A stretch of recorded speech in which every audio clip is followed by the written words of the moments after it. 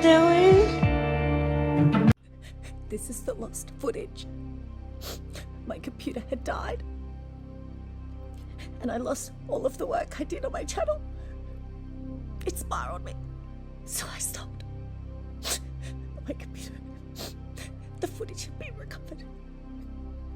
So here it is. Hi, my name's Chi, and I've been doing some Married at First Sight Australia recaps. And considering the new season is over, I thought it might be fun to go back on season 6 of Married at First Sight Australia, the best season of Married at First Sight ever. Yeah, this season is just so unmatched. Like, there are so many things that are just popping back into my memory as I do this. So, and if you also love yourself some trashy TV, then we could probably be mates. And mates, always like and subscribe. And talking about subscribers, you're probably wondering what all of this is doing here. Well, I reached 100 subscribers in the month of May. So June, we are celebrating all month.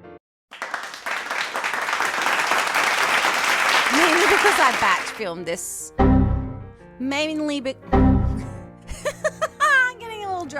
Mainly because I batch film these episodes once a month and then spend the rest of that time editing and popping them up for your enjoyment.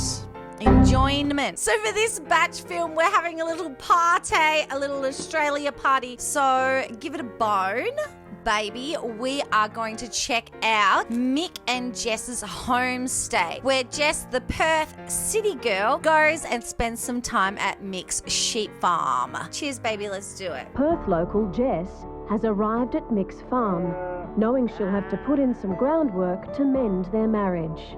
So, Dal, this is it. Home sweet home. Squealing included from the sheep. And you said Sydney's loud. This is the loudest I've ever heard. But this is just beautiful noises.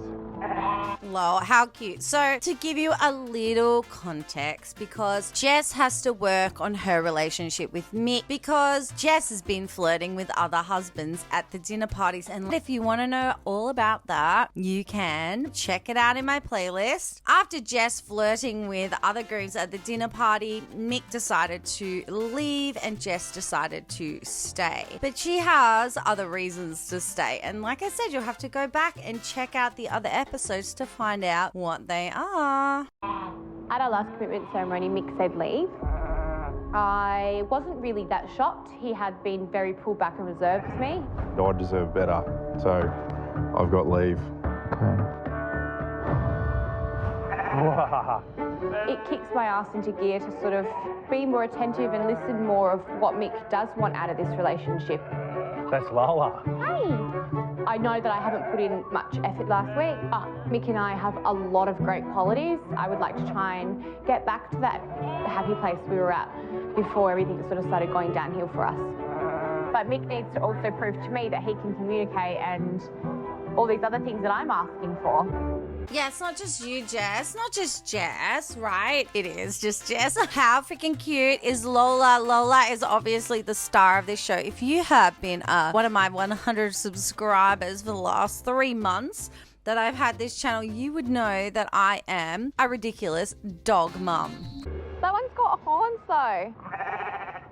Which one? That one. Ah, she'll be right. Nah, I'm not going there. It's coming over here. You'll be right. Come on. No, what if it bites me? They sheep don't bite. Unbelievable. You'll be right. Come on, Dal. No. They will buck you. They won't bite you. They will just buck you. And don't run, because they will run after you, okay? When I was young, oh gosh, what a story to get into.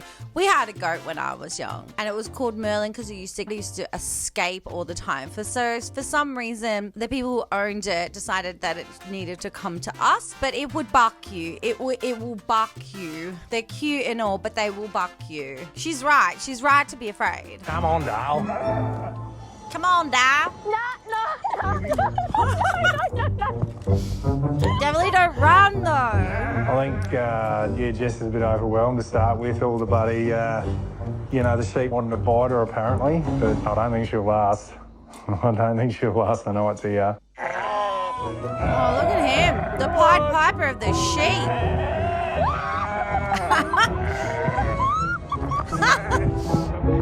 Editing that to make it look like they're actually running after her. Isn't he like the full-on Pied Piper of the sheep? They were just all around him, man. I am more of a city girl. I would probably be running too.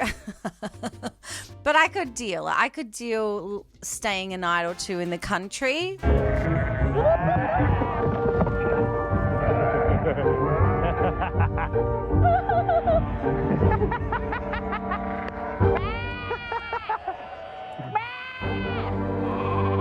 Come on! No. Bloody city folk.